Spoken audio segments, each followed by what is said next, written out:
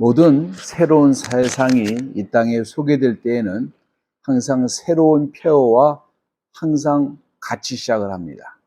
이 한마디 말로 이 모든 사상을 압축한 그리고 표현된 단어가 항상 같이 나왔어요. 그리고 이 단어가 가는 곳마다 그 사상이 전파되는 것입니다. 유교에는 폐허가 있었습니다. 바로 인륜입니다. 인간의 사는 도리입니다. 이슬람에게도 폐허가 있었어요. 하나님은 하나님이고 모하멧은 그의 선지자다, 이런 말입니다. 프랑스 대혁명에도 폐허가 있었습니다. 자유, 평등, 박애. 자유민주주의에도 폐허가 있습니다. 국민에 의한, 국민을 위한, 국민에 의한 정부. 학생 선교 교회도 폐허가 있었습니다. 이 세대를 복음화하자. 사람의 심령을 타치하는 새로운 사상이 이 세상에 들어오게 되면 압축된 폐허가 사람들의 공감을 불러일으키고 그 폐허가 많은 사람을 긁어 모으게 되고 그리고 참여시키게 됩니다. 이 세상에서 역사상 가장 위대한 사상은 기독교 사상입니다. 기독교 사상에도 폐허가 있습니다. 위대하고 웅장한 폐허가 있어요. 기독교 중심 사상은 사랑이 아닙니다. 사랑과 자비 차이점이 뭔지 아세요? 그냥 문자만 다른 거예요. 불교에서는 자비를 얘기하고 기독교에는 사랑을 얘기한다고 그러는데 잘못된 이야기입니다. 기독교 중심 사상은 사랑이 아니에요. 하나님 나라입니다. 이 세상에 나타난 위대한 지도자들은 그 자신들의 마음을 사로잡은 한 가지 사상이 있었습니다. 이 한 가지 사상에 사로잡혀서 밤낮 이것을 위해서 땀을 흘렸고 그리고 목숨까지도 바칩니다. 소크라테스도 한 가지 사상이 있었어요. 이 생각이 뭐냐면은 바로 영혼 불멸 사상입니다. 석가모니도 한 가지 사상이 있었습니다. 인생은 살아보니까 아무것도 없다. 이게 무예요. 없을 무자를 써서 무라고 이렇게 설명합니다. 나폴레옹도 한 가지 사상이 있었어요. 유럽의 통일입니다. 공자에게 한 가지 사상이 있다고 그랬죠. 인륜입니다. 루터에게도 한 가지 사상이 있었습니다. 바로 종교 개혁입니다. 마틴 루터 킹에도 한 가지 사상이 있었습니다. 바로 뭐냐면 흑백 평등을 주장했습니다. 이 땅에 온 모든 지도자들은 이 한 가지 생각 때문에 고뇌하고 수고하고 그리고 노력했습니다. 한 가지 이 사상의 열정을 불어넣고 자신의 온 몸을 들였던 것입니다. 이 땅에 온 가장 위대한 지도자 중 지도자는 바로 예수 그리스도십니다. 다른 모든 지도자들 같이 예수님도 한 가지 주된 사상을 가지고 이 땅에 오셨습니다. 그것은 바로 하나님의 나라입니다. 복음서에서는 하나님의 나라가 수백 번 언급되어집니다. 이 땅에서 예수가 한 첫 번째 설교가 바로 하나님 나라에 대한 설교입니다. 마가복음 1장 15절에 가라사대 때가 찼고 하나님의 나라가 가까웠으니 회개하고 복음을 믿어라 하시더라 그랬습니다. 그러면 이분의 마지막 설교는 무엇일까요? 사도행전에 나오는데 마지막으로 주님께서 제자들에게 가르치는 가르침도 바로 하나님 나라를 증거하시는 것입니다. 사도행전 1장 3절에 배 받으신 후에 또한 확실한 많은 증거로 친히 사심을 나타내시며 40일 동안 저에게 보이시며 하나님 나라의 일을 말씀하시느니라 그랬습니다. 하나님의 나라입니다. 주님의 첫 번째 사역과 마지막 설교 내용은 바로 하나님의 나라입니다. 이것은 주님의 사역의 모든 형태를 나타내는 거예요. 주님이 비유로 천국을 설명하실 때마다 여러분 뭐라고 그랬죠? 하나님의 나라는 이와 같으니, 그러니까 하나님의 나라는 이와 같으니, 천국은 이와 같으니, 요한복음에서는 영생이라고 표현했는데 영생은 이렇게 설명을 합니다. 주님이 제자들을 보내실 때도 어떻게 명합니까? 누가복음 10장 9절에 거기에 있는 병자들을 고치고 또 말하기를 하나님의 나라가 너희에게 가까이 왔다 하라, 이렇게 얘기를 합니다. 자, 근데 하나님의 나라라고 하는 것은 주님께서 말씀하시는 게 무엇을 말씀하시는 겁니까? 문제는 사람들이 자신의 관념으로 이해하려고 합니다. 우리가 생각하는 관념으로 생각하는 것이 아니라 성경에서 설명해 주고 있는 하나님의 나라가 무엇인지 알아야 합니다. 예수께서 의미하시는 하나님의 나라는 무엇을 의미하는 건가? 오늘 이것이 이번 시간의 관심입니다. 자, 분명하게 하나님의 나라는 두 가지로 신약 성경에서 설명되어 있습니다. 하나는 예수 그리스도를 믿음으로 주님께서 친히 성령께서 우리 안에 거하심에서 성취되어지는 하나님의 나라이고, 두 번째는 오시는 하나님의 나라를 말씀합니다. 그래서 두 가지 종류의 하나님의 나라가 있어요. 우리가 사는 이 땅은 세상이라고 불리는데, 이것은 하나님의 나라와 원수가 되는 곳이기도 합니다. 야고보서 4장 4절에 세상과 벗되는 것이 하나님과 원수임을 알지 못하느냐. 그런즉 누구든지 세상과 벗되고자 하는 자는 하나님과 원수되게 하는 것이라, 이렇게 얘기를 합니다. 그 이유는 이 세상을 통치하는 자는 누구냐면 바로 사단이라고 하는 악한 존재 통치 아래에 있기 때문에 그렇습니다. 요한복음 14장 30절에 이 세상 임금이 오겠음이니라, 그래서 그렇게 설명을 합니다. 이 세상 왕이 무엇으로, 어떤 사상을 가지고 이 세상을 통치합니까? 갈라디아서 5장 19절과 21절에 보면은 음행, 더러운 것, 호색, 우상 숭배, 분쟁, 시기, 분냄, 당짓기, 불리함, 이단, 투기, 술 취함, 방탕함 등이 있습니다. 디모데후서 3장 1절에서 4절에 보면은 마지막 때에 살아가는 사람들의 인성이 어떻게 변할 것인가에 대해서 설명을 했습니다. 자기 사랑, 자기의 돈을 사랑하고 자긍하고 교만하고 회방하고 거역하고 감사한 게 없고 거룩지 않고 무정하고 원통하고 참소하고 절제하지 못하고 선한 것을 좋아하지 못하고 배반하고 조급하고 자고하고 쾌락사랑하기를 이 세상 어떤 것보다도 사랑한다고 얘기를 합니다. 이게 완전히 오늘 시대의 사람들의 모습 아닙니까? 저는 이거 읽으면요, 마지막 때에 사람의 인성이 이렇게 변할 것이라고 성경에서 예언을 했는데 퍼펙트하게 오늘 이 시대에 사는 사람하고 맞아떨어져 가는 것 같아요. 하나님 나라는 5장 22절과 23절에 있는 것처럼 사랑, 희락, 화평, 인내, 자비, 양선, 충성, 온유, 절제를 말합니다. 자, 그렇기 때문에 이 세상에 살아가는 것과 하나님 법도로 살아가는 것은 완전히 대치될 수밖에 없는 거예요. 자, 이 땅에 오는 하나님의 나라를 먼저 생각해 볼 것인데, 주님이 하나님 나라를 선포할 때 이것이 복음의 기초가 되는 것입니다. 주께서는 세 가지를 설명하시는데, 하나님의 나라는 민족적이기보다는 영적, 도덕적이고, 하나님의 나라는 둘째는 영적인 것이고, 하나님의 나라는 실제적인 것이라는 사실이에요. 자, 첫 번째는 이거는 도덕적인 것입니다.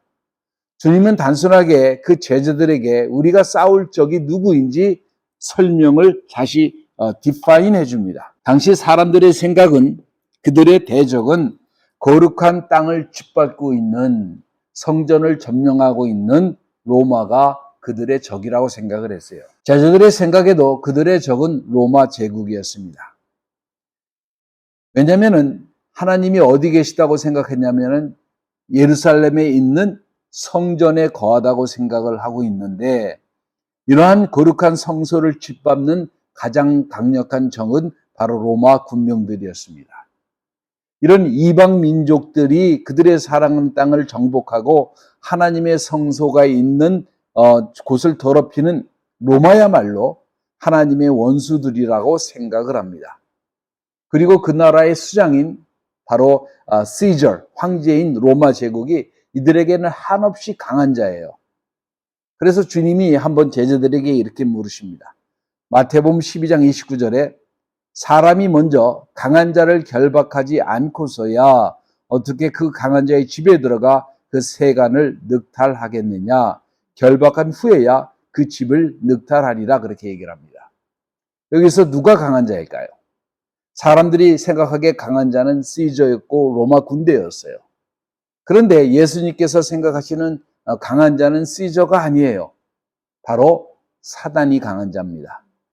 우리가 두려워하고 싸워야 될 대적은 로마가 아니었어요. 로마가 세상을 지배하는 것 같고 그것을 지배하는 시저가 이 온 세상을 지배하는 것 같지만은 사실은 로마도 시저도 지배하는 자가 누굽니까? 바로 사단입니다. 이 세상을 지배하고 저주하고 죄를 짓게 하고 멸망의 길로 가게 하고 배도의 길로 가게 하고 바로 하나님께서 싫어하는 길로 가게 하는 존재가 바로 사단인 것입니다. 자, 사단은 자신의 존재를 두 가지로 항상 나타나려고 해요. 하나는 극단적으로 자신의 존재를 부인하는 것입니다. 21세기에 여러분 악마가 있다고 얘기한다면 아마 기독교 교회에서도 웃을 사람 되게 많을 거요. 예, 제가 신학교에서 그 어두운 영을 쫓았던 얘기를 했더니 이 친구들이 다 낄낄 울어요. 그 몇 년 전이에요? 벌써 40년 전인데. 그런 일 없다는 거죠. 있을 수 없다는 거죠. 여러분, 만약에 예수님이 역사적인 인물이면 사단도 있는 거예요. 그리고 지옥도 있는 거예요. 당연히 있는 거예요. 성경이 진리면 사단도 진짜고 성경이 진리면 지옥도 진짜고 천당도 진짜고 다 있는 거예요. 하나님도 진짜로 계신 거예요. 예?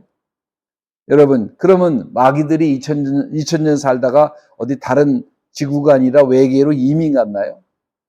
여전히 우리 주변에 있고 여전히 우리를 죄짓게 하고 분열시키고 타락시키고 우리를 범죄 가운데 들어가게 만듭니다.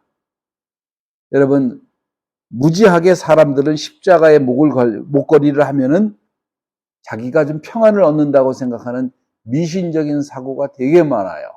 영화를 잘못 봤어요. 성경책을 들고 다니면은 굉장히 안전하다고 생각을 해요. 여러분, 성경책이 여러분을 지켜주는 게 아니고 십자가가 여러분을 지켜주는 게 아니고 예수 그리스도를 믿는 그 믿음이 여러분을 새롭게 할 뿐입니다. 이걸 알아야 돼요. 여러분, 교회에 있으면 안전합니까? 예? 여러분, 아무리 교회에 있어도요, 교회에서 찬양을 불러도 어두운 영에 사로잡힌 사람 엄청 많습니다. 엄청 많아요. 심지어는 설교하신다 할지라도 엄청 많아요. 예? 이거를 알아야 합니다. 성경에서 보면은 항상 예수님도 옆에서 붙어 다녔어요. 언제까지? 예수님이 십자가에서 돌아가실 때까지. 많은 사람들이 이렇게 생각합니다. 예수님이 3번 시험 받은 다음에 마귀가 떠났다고 생각을 해요. 근데 누가복음 4장 13절에 뭐라고 그럽니까? 얼마 동안 떠나니라 그렇게 얘기를 해요. 얼마 동안 떠났어요. 그리고 바로 돌아와서 항상 같이 다닙니다. 자, 또 다른 것은 이 마귀의 존재를 너무나 부각시켜서 공포심을 조성하는 거예요.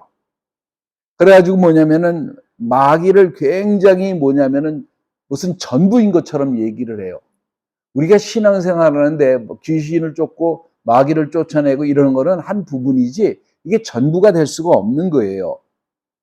심지어는 귀신을 쫓아내니까 저는 한 번도 본 적이 없는데 한국에 있는 김기돈 목사님 계열이라고 제가 또 욕을 또 많이 먹었는데 재밌는 현상이에요. 왜 많은 사람들이 뭐냐면은 어두운 영 그러니까 실체를 사실 본 적도 없고 알지도 못하고 체험한 적도 없어요. 너무나 많은 분들이. 그게 어떻게 생각하냐면은 굉장히 두려워하고 상상으로 보지 못하는 것을 상상함으로 더 두려워하고 더 호기심만을 자극합니다.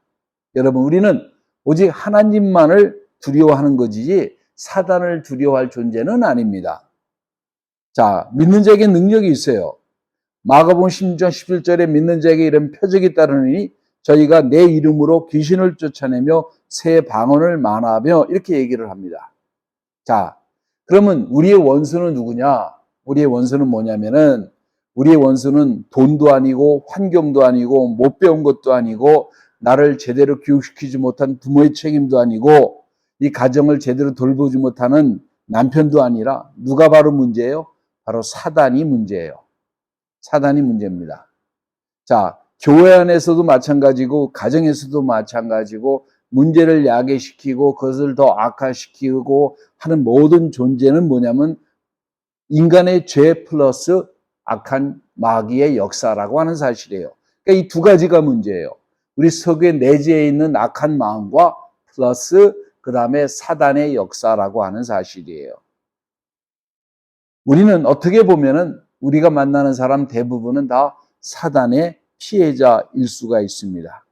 우리는 믿음 안에서 예수 그리스도의 피를 나는 형제와 자매예요. 우리는 서로 사랑해야 될 대상이고 서로 존중해줘야 될 대상이고 서로 보호해줘야 할 대상이고 서로 아껴줘야 될 대상이고 서로가 서로를 지켜줘야 될 대상이에요. 이런 관계가 없는 게 비정상인 거예요. 이런 극단적인 곳에는 항상 두 가지가 역사한다고 제가 얘기했죠. 하나는 우리 자신의 죄고 하나는 뭐냐면은 사단의 역사인데 또 사단만을 탓하는 사람도 있어요. 사단도 억울할 때가 되게 많을 것 같아요. 자기가 죄를 즐기면서 자기가 즐겼으면서 이거 나는 사단 때문에 그랬다. 그렇게 얘기하는 건 또 아닌 것 같아요. 그죠? 그래서 뭐냐면은 우리가 지혜롭게 분별할 줄 알아야 합니다. 여러분, 크리스찬 안에서 혹시 분열이 일어나고 있어요? 모임 가운데 분열이 일어나고 있어요? 아니면 가족 가운데 분열이 일어나고 있어요? 그러면 어떻게 되냐면 우리가 긍휼히 여기고 서로를 이해해주고 지도해주고 그래서 뭐냐면 우리의 싸움은 저게 나보다 못한 것 같은데 힘이 없는 것 같은데 저게 까불어? 그래가지고 멱살 잡고 두들겨 패는 그런 싸움을 하는 것이 아니라 내가 돈이 많으니까 이렇게 해도 되겠다. 이런 언행을 하는 것이 아니라 우리가 뭐예요? 우리의 싸움은 혈과 육에 대한 싸움을 하는 사람들이라는 것을 기억을 하셔야 됩니다. 우리의 싸움은요. 세상의 정세와 권세와 주권자들이나 어두운 영들에 대한 싸움이지 혈과 육에 대한 싸움이 아닌 거예요. 요한 1서 5장 19절에 또 우리가 아는 것은 우리는 하나님께 속하였고 온 세상은 악한 자에게 처한 것이며 그렇게 얘기를 합니다. 자, 그러니까 사단이 주님을 시험할 때 한 말을 여러분 기억하고 계십니까? 누가복음 4장 6절과 7절에 가로되 이 모든 권세와 그 영광을 내가 네게 주리라. 이것은 네게 넘겨준 것이므로 나의 원하는 자에게 주노라. 그러므로 네가 만일 내게 절하면 다 내 것이 되리라. 이렇게 얘기를 합니다. 이 세상을 지배하는 자는 바로 사단과 그 어두운 영들입니다. 이들이 강한 자예요. 이들은 하나님을 대적하는데 하나님께서 사랑하시는 하나님의 형상다른 사람을 한 사람이라도 또 저주하고 자신의 운명과 같이 함께 멸망하기를 원하는 거예요. 이들은 영원한 하나님 나라가 오면 다 심판받고 지옥 갈 것을 다 알고 있어요. 그래서 그 일이 일어나기 전에 가능하다면 악하기 때문에 이들의 존재가 하나님이 사랑하시는 한 영혼이라도 더 저주하고 죄를 짓게 만들고 고통스럽게 만들고 하나님의 영광을 떠나서 자신과 같이 영원한 심판으로 가도록 유혹하는 것이 이들의 역사예요. 사단은 이 땅에 사는 누구든지 우는 사자와 같이 두루 다니면서 이들을 유혹하고 저주하기를 바랍니다. 그래서 주님께서 이 땅에 오신 여러 가지 이유가 있는데 십자가에 지셔서 우리의 죄를 사하려고 하는 것도 있지만은 마귀의 일을 멸하러 오신 것도 있어요. 그게 뭐냐면 요한일서 3장 8절에 죄를 짓는 자는 마귀에게 속하나니 마귀는 처음부터 범죄함이니라 하나님 아들이 나타나신 것은 마귀의 일을 멸하려 하심이니라 그렇게 얘기를 합니다. 주님이 이 땅에서 사역을 하시면서 크게 세 가지를 행하시는데 첫 번째 병 고치는 거, 둘째 귀신 쫓는 거, 셋째 하나님 나라를 말씀으로 가르치는 것입니다. 그러니까 하나님 나라를 말씀으로 가르치시고 하나님 나라를 선포하면은 병도 고치시고 귀신도 쫓으세요. 이게 왜 그런 줄 아세요? 여러분 아무 생각이 없으셨죠? 왜 하나님께서 천국을 가리키실 때마다 귀신도 쫓고 병자를 치료해요? 여러분, 하나님 나라에는 누가 다스리세요? 하나님이 다스리세요. 하나님이 다스리는 곳에서는 악한 사단의 통치가 끝이 납니다. 하나님이 다스리는데 병자가 있을 수가 있어요, 없어요? 없어요. 그래서 예수님이 계신 곳에서는 100% 죽은 자도 살리시고 귀신 들린 자도 정결케 하시고 무슨 병이든지 다 치료해 주신 이유는 그분이 하나님이시고 그분이 뭐냐면은 하나님의 통치 아래서는 모든 것이 완벽하게 회복된다는 것을 우리에게 선포해 주시는 거예요. 그렇잖아요. 그죠? 죄의 결과가 뭐예요? 사망이에요. 그러면 인과응보로 인해서 죄가 시작하니까 사망이 생겼는데 그 과정이 뭐겠어요? 질병이라는 겁니다. 그러면은 죄가 없어진다고 하면은 사망도 없어지고 질병도 없어지고 어두운 영의 역사도 없어지는 거예요. 자, 그러니까 죄가 해결되면 고통도 해결돼야 되고 질고도 해결돼야 되고 사망의 문제도 해결되어지고 이것은 영원한 하나님 나라 올 때에 가능하지만 예수님께서 이 땅에 사역하시면서 그 당신의 사역을 통해서 이 모든 것을 우리에게 보여주신 거예요. 실제적으로 역사한 거예요. 여러분, 왜 귀신이 쫓겨나가야 되나 보면은 사람은요, 사람은 집으로 지음을 받았어요. 그래서 누군가가 살게 돼 있다는 사실을 알아야 됩니다. 근데 원래는 하나님이 사시는 성전으로 우리가 이제 지음을 받은 거예요. 고린도전서 3장 16절에 너희가 하나님의 성전인 것과 하나님의 성령이 너희 안에 거하는 것을 알지 못하느뇨 그렇게 말씀하시잖아요.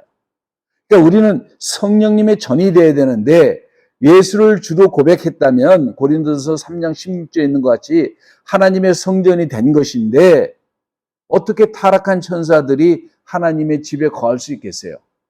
쫓겨나가야죠. 당연히 나가야죠. 그죠? 주님은 전도자들이 믿는 자들이 귀신을 쫓으라고 능력을 주셨어요. 그리고 주님께서 먼저 본을 보여주셨는데 이 귀신이 들어오면은 미친 사람 같이 살기도 하고 걸어서라 거인처럼 병들기도 하고 베드로의 장모처럼 혹은 신비한 능력을 보여주기도 하고 바울이 쫓아낸 전보는 아이처럼 그리고 여러 가지 정상적인 사람처럼 사는 사람도 되게 많아요. 꼭 귀신 들린 사람이 뭐 이렇게 뭐 항상 이상한 짓을 하고 다니는 게 전혀 아니에요. 근데 이것을 존재함으로 뭐냐면 하나님을 거역하고 자신의 영광을 추구하고 이상한 행동을 하기도 하고 때로는 지극히 정상적인 행동을 하기도 해요. 근데 이들이 언제 나타나느냐? 이들이 언제 나타나냐면은 바로 성령이 역사하시고 임재하실 때 나타나지 성령의 임재가 없으면 귀신 들린 사람들의 존재가 드러나지 않습니다. 많은 분들이 저한테 그 질문을 해요. 왜 나는 귀신을 못 쫓습니까? 나도 목사인데. 언제 목사가 귀신 쫓는다고 성경에 되어 있어요? 믿는 자가 귀신을 쫓는다 그랬지. 그러니까 뭐냐면은 성령의 임재가 나타나야 이것이 다 드러납니다. 그러면 왜 안 드러나냐? 성령의 임재가 없으니까 안 드러나죠. 예수님한테는 이렇게 많은데 그렇게 심지어는 신학자들이 뭐라고 얘기하냐면 예수님 때는 귀신의 역사가 많았다고 얘기를 합니다. 여러분, 이런 엉터리 말이 어디 있어요? 오늘날 또 이런 얘기도 많이 합니다. 미국에서는 성령의 역사를 안 하신대. 한국 애들이 성령의 역사를 안 하신대. 아니요. 미국이나 한국이나 태국이나 버마나 어딜 가도 똑같이 귀신 잘 나가고 똑같이 어두운 영 잘 나가고 잘 드러납니다. 그런 거 없어요. 그런 말 만들어내는 거 잘못된 겁니다. 원래는 잠깐 얘기하고 넘어가면은 이 존재들은 원래 섬기는 종으로 천사로 하나님께서 지음을 받았는데 그래서 이들에게도 능력이 있어요. 그래서 하나님이 주신 은사가 있습니다. 은사는 성경에서 뭐라고 그랬어요? 성경에서 패하지 아니하느니라 그랬어요. 그래서 은사는 패해지는 게 아니기 때문에 그들도 끝까지 하나님이 본래 천사로 섬길 때 주셨던 그 은사가 그들에게도 존재하는 거예요. 그러니까 그들이 뭐냐면은 무당으로 들어가서 점을 보게 할 때는 그들의 역사가 그대로 나타날 수도 있는 거예요. 자, 그러나 이들에게 없는 한 가지 능력은 예수가 구주인 것을 알면서도 영접할 수가 없어요. 이들에게는 예수는 심판하는 주님뿐이에요. 그래서 히브리서 6장에 보면은 성령에 참여하고 한번 저기한 자는 돌이켜 죄를 회개할 수 없다고 얘기한 게 바로 그 구절입니다. 하지만 여기 있는 히브리서 6절에 있는 게 우리를 해당하는 말이 아니에요. 이것을 알아야 합니다. 자, 이들에게 뭐가 없어요? 그래서 예수를 믿는 믿음이 없습니다. 믿음이 모든 은사 가운데 가장 중요한 것 중에 하나가 뭐냐면은 바로 천국 문을 여는 키기 때문에 그래요. 귀신 들린 자들이 점도 보고 때로는 병도 치료할 수 있어요. 때로는 사람의 마음도 알고 누가 믿는 자인지 알아볼 수도 있습니다. 이것은 뭐냐면 하나님이 그들에게 주신 능력을 그들이 영매들에게 줬기 때문에 그래요. 자, 원래 이 모든 능력은 하나님을 찬양하라고 준 것인데 이들이 하나님 주신 능력을 가지고 하나님을 영화롭게 하지 못하고 도리어 자신들이 그 영광을 받았잖아요. 그러니까 이들이 뭐냐면 타락된 거예요.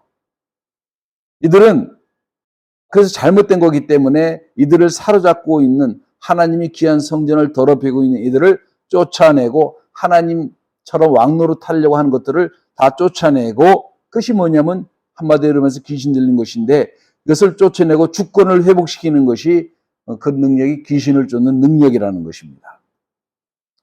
그리고 귀신을 쫓아내면 성령이 임재를 해주세요. 성령님이 임재하시면은 이제 우리에게 또한 능력이 나타납니다. 그래서 주님은 사단의 권세 아래 상처 입은 사람의 심령과 영혼을 치료하시는 것, 바로 주님의 주권을 회복하는 행위예요. 이게 굉장히 중요한 겁니다. 그래서 주님께서 날마다 회당에서 이것을 행하신 거예요. 귀신을 사람에게서 쫓아내면 이미 강한 자를 결박한 것입니다. 바로 이것이 이적과 표적 중에 하나예요. 바로 사단의 왕국이 무너지는 증거이고 하나님의 나라를 사람의 심령 속에다가 세우는 일이에요. 하나님의 나라는 오직 예수만이 왕으로 섬깁니다. 유대인들은 예수를 주이라고 외쳤어요. 우리의 왕은 시저라고 외쳤습니다. 그러나 우리의 영혼을 다스릴 분은 바로 예수 그리스도이십니다.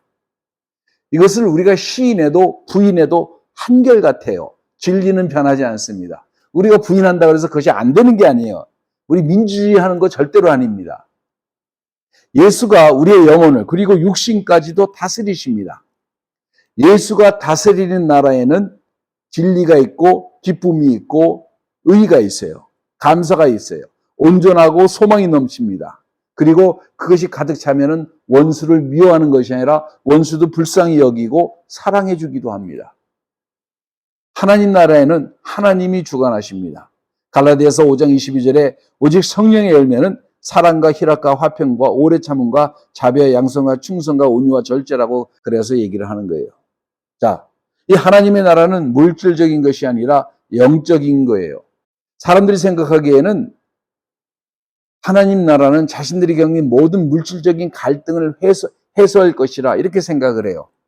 하나님이 다스리면 다윗의 의를 이어받은 왕께서 다스리시면서 모든 영토를 회복하고 그리고 모든 부를 획득할 것이라 이렇게 생각을 합니다.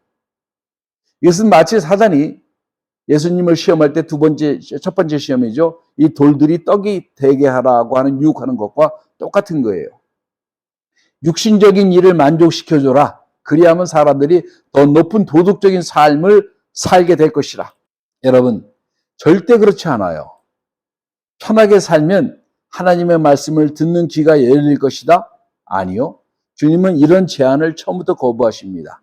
오히려 사람들은요, 물질적으로 풍족하면 절대로 자기 만족하지 못합니다. 이거는 지를 시험을 했는데, 지에다 최상의 조건을 줬어요. 먹을 거 충분하게, 잘 거 충분하게, 환경, 온도 충분하게 줬더니 쥐들이 잘 번식할 줄 알았더니 오히려 쥐들이요, 정신 이상을 가져와가지고 쥐들끼리 물어뜯고 죽고 죽이는 거예요. 신기하죠? 시궁창에 있을 때는 그렇게 서로 우애하더니 조건이 좋아지니까 사람 똑같은 거예요. 하나님 나라는요, 성경에서 이렇게 가르칩니다. 먹고 마시는 것이 아니라 성령 안에서 의와 평강과 기쁨이다. 자, 다른 말로 하면은 오늘 사람들이 생각하는 사회 복지적인 접근, 선진국에 사는 모든 사회복지 제도가 하나님 나라를 가져오지 않습니다. 유럽에서 그렇게 잘해가지고 사람들이 하나님께 돌아갔나요? 아니요. 미국이 그렇게 했더니 사회보장제도를 잘 만들어줬더니 사람들이 하나님께로 돌아갔나요? 아니요. 그런 거 전혀 없어요. 오히려 반대로 갑니다. 인간의 모든 문제는 죄의 문제이지 환경이나 유전자적 문제가 아니에요. 내적인 사람이 받은 은혜의 문제이지 외적 환경을 통해서 이런 것들이 가져오지 않습니다. 하나님의 나라는 결코 죄를 회개하고 돌아서지 않는 사람들에게 세워줄 수 없어요. 예수 믿는 자에게, 죄를 회개하고 예수를 믿는 자에게 세워지는 것입니다.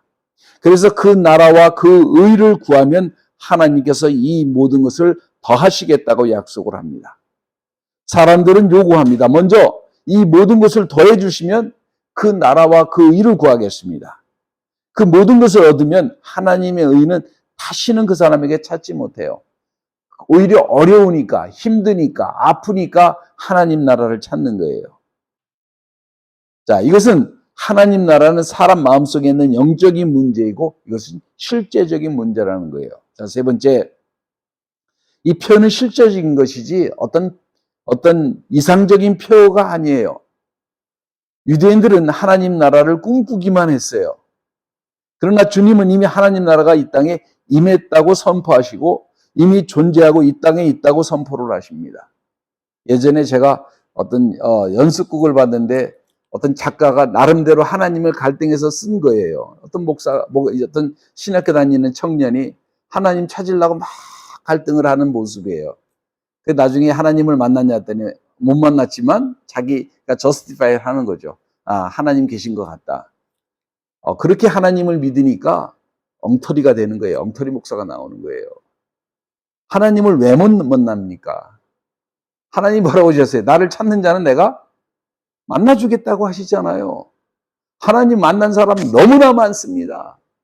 아니, 하나님 못 만났으면 목사하면 안 돼요. 소경이 소경을 인도하니까 문제가 생기지. 예? 신학교 졸업장 가지고 목사하려고 하는 사람들은 다 목회 그만둬야 됩니다. 잘못된 거예요. 하나님께서 뭐라고 그러셨냐면은 예수님께서 나사렛 고향에서 회당에 들어오셔서 사람들이 모여있는 곳에 이사야서를 읽으시고 하나님 나라가 오면 행하신 일들을 선포하십니다. 누가복음 4장 17절에 선지자 이사야 글을 드리거늘 책을 펴서 이렇게 기록된 데를 찾으신 거예요, 주님. 왜? 의도를 가지고 찾으신 거예요. 그리고 곧 이렇게 얘기하십니다. 누가복음 10장 23절 24절에 제자들을 바라보시며 조용히 이르시되 너희의 보는 것을 보는 눈은 복이 있도다. 내가 너에게 말하노니 많은 선지자와 임금이 너희 보는 바를 보고자 했을 때 보지 못하였으며 너희 듣는 바를 듣고자 했을 때 듣지 못하였느니라. 이렇게 얘기를 하잖아요. 여러분, 요새 꿈이락도 예수님의 발끝만 봐도 얼마나 눈물이 나와요. 그런데 그분이 말씀하시는 거, 그분이 행하시는 거를 인간의 눈으로 하나님을 그렇게 볼 수 있다는 것은 굉장히 큰 영광이잖아요. 지금 주님이 그 말씀 하시는 거예요.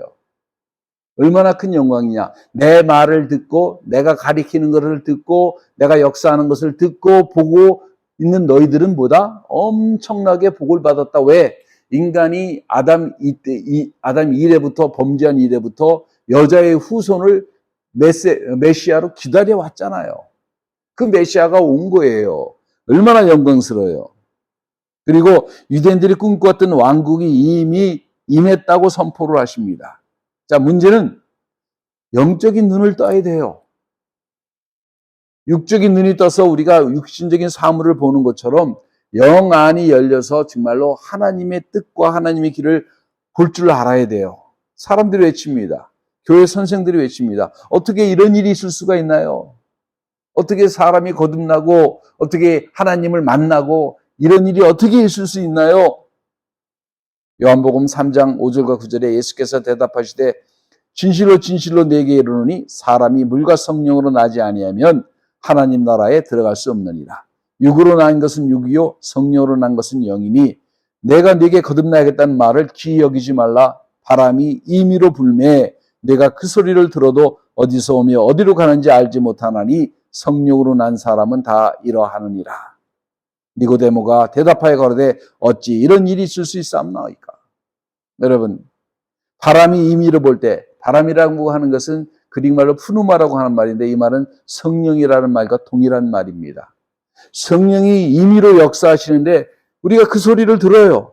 근데 어디서 오며 어디로 가는지 알지 못하잖아요. 하나님이 역사하시는 걸 날마다 이곳에 보는데 어떻게 역사하시는지를 알지 못해요. 그러나 성령으로 역사하는 것은 그렇고 성령을 난 사람들도 그래요. 어떻게 이런 일이 있습니까? 은사가 어디 있나요? 성령의 역사가 무엇입니까? 예. 이런 교회가 있나요? 성전이 어디 있나요? 하나님께서 진정 사람에게 말씀하십니까? 임하십니까? 역사하십니까? 다 있죠. 아니, 그런 거 없이 예수를 왜 믿어? 저는 그런 사람들이 너무나 대단해요. 보지 않고 믿는 자는 복이 있다고 그랬으니까 정말로 믿음이 있는데 못 봤다면 정말 복이 있는 거예요. 지금 예수를 주로 믿는 사람들에게 하나님 나라는 지금도 임합니다. 너는 이스라엘의 선생으로 이런 일도 모르느냐 이거예요. 깊이 생각해 봐야 합니다. 자, 정리합니다. 실질적으로 존재하는 하나님 나라에 어떻게 들어갑니까? 아주 간단합니다. 예수를 영접함으로 가능한 일입니다. 예수를 영접하면 내 안에 사단의 나라는 사라지고 하나님 나라가 임하게 될 것입니다. 예수를 영접한 사람들에게는 기다리는 것이 있습니다. 비록 예수를 영접했지만은 우리는 사단의 영향력에 아래 살고 있는 사람도 사실 되게 많이 있어요. 하나님 나라가 완전하게 이루어지지 아니했다는 얘기예요. 자, 우리는 이 땅에 살면서 완전한 나라를 기다리는 거예요. 그게 뭐예요? 지금 우리가 누리는 모든 하나님 나라의 모든 삶은 불완전한 겁니다. 그래서 저 사람 성자 같은데도 나중에 자세히 살펴보면 실망할 수가 있어요. 어떤 사람은 3m, 어떤 사람은 4m, 어떤 사람은 5m, 미인이 있어요. 가까이 갈수록 미인이 아니야. 어떤 사람은 한 10m, 어떤 사람은 100m, 어떤 사람은 1000m, 어떤 사람은 한 10,000m. 멀리 떨어져 보면 미인 같아. 소리는 대단한 것 같아. 가서 딱 봤더니 뭐예요? 아이, 어떻게 이런 사람 되게 많죠. 큰 바위 얼굴처럼. 그럴 수 있는 거예요. 왜? 하나님 나라가 100% 온전하게 임하지 않기 때문에. 자, 이제 우리가 개인적으로 이 땅에서는 하나님 나라를 영접하지만은 하나님 나라가 이제 오실 때는 개인적으로 오지 않고 집단적으로 옵니다. 한 영혼이 예수를 믿고 하나님 나라를 구성하는 것은 옳은 이야기입니다. 그러나 이제 오시는 하나님의 나라는 온 우주적 집단적으로 포옹이 됩니다. 지역적이 아니라 우주적으로도 와요. 그래서 항상 성경에서 보면 포커스가 어디 있어요? 세상입니다. 이스라엘이 아니에요. 세상입니다. 마태복음 13장 38절에 밭은 세상이요 좋은 씨는 천국의 아들들이요 가라지는 악한 자의 아들들이요. 마태복음 5장 13절에 너희는 세상의 소금이니 만일 그 소금이 그 맛을 잃으면 뭐라고 그래요? 세상의 소금이라고 그러잖아요. 교회의 소금이 아니라 세상의 소금. 이스라엘의 소금이 아니에요. 누가복음 13장 29절에 사람들이 동서남북으로부터 와서 하나님 나라의 잔치에 참석한다고 얘기를 합니다. 주님이 생각하시는 하나님의 나라는 단지 한 집단의 주체가 아니에요. 온 세계를 포용하는 것이고 우리는 세상의 빛이고 세상의 소금이고 세상은 우리의 밭이고 하나님 나라는 그곳에 오십니다. 소망이 없는 이 세상에 단지 영혼을 구원하러 오시는 것이 아니라 그분께서는 이 세상을 구원하시기 위해서 오셨습니다. 예수 아래에 있는 교회는 하나님 나라로 온 세상을 선포해야만 합니다. 그래서 하나님 나라는 우주적인 것이지 지역적인 것이 아니에요. 그리고 이것은 아직 완성된 것이 아니에요. 하나님 앞에 복종하는 10년 가운데 하나님 나라가 있습니다. 그러나 우리는 그래서 오시는 메시아를 기다리고 있는 거예요. 마태복음 25장 31절에 인자가 자기 영광으로 모든 천사와 함께 올 때에 자기 영광의 보좌에 앉으리니 그렇게 얘기를 합니다. 다시 얘기를 하면은 우리가 하나님 나라 갈 준비가 되어야 합니다. 여기에 참석하지 못하면은 우리는 영원한 지옥불로 들어가게 됩니다. 예수를 영접해야 돼요. 만약에 성경에서 얘기하는 것처럼 천국이 없다면은 우리는 가장 망한 자들이에요. 사도 바울이 고백한 것처럼 가장 망한 자들이에요. 근데 그래서 보면은 어떻게 보면 믿음이 있는 사람들은 세상의 눈으로 보면 미친 사람들도 많아요. 아브라함도 이상한 사람이에요. 그 늙어서 편안하게 살지. 갑자기 거기서 여행을 하는 것도 이상하고, 노아는 산속에다가 배를 짓고, 다니엘은 신상에 절하면 정승자리를 이렇게 계속 유지할 수 있는데 그걸 다 포기하고 가서 기도하고, 바울은 복음을 증거하다가 결혼도 못하고 돌에 맞고 태형에 맞고 강도당하고, 예수는 뭘 하시기 때문에 바리새인들 잘못을 그렇게 지적하셔가지고 십자가에 던지셔가지고 욕을 먹고, 뭐 때문에 이런 일을 합니까? 왜요? 우리가 좋은 차를 사고 좋은 집에 살고 잘 먹고 잘 살고 잘 나가려고 예수 믿는 것이 아닙니다. 바로 영원한 하나님의 나라에 영원한 기쁨으로 들어가기 위해서 우리가 예수를 믿고 예수를 증거하는 거예요. 왜냐하면 고린도후서 4장 18절에 있는 것처럼 보이는 것은 잠깐이고 보이지 않는 것은 영원한 것이기 때문에 그래요. 세상에 성공에 초점이 있다고 한다면 믿는 모든 사람들은 실패한 사람들일 거예요. 그러나 정말로 진정한 성공을 원하면 하나님을 바라봐야 합니다. 하나님의 관점에서 보면 바울이 잘한 사람이고, 침례 요한이 잘한 사람이고, 다니엘이 잘한 사람이고, 아브라함이 잘한 사람이고, 노아가 잘한 사람입니다. 그래서 우리가 영원한 그 관점을 가지고 하나님께 나가시는 여러분 되시기를 예수의 이름으로 축원합니다.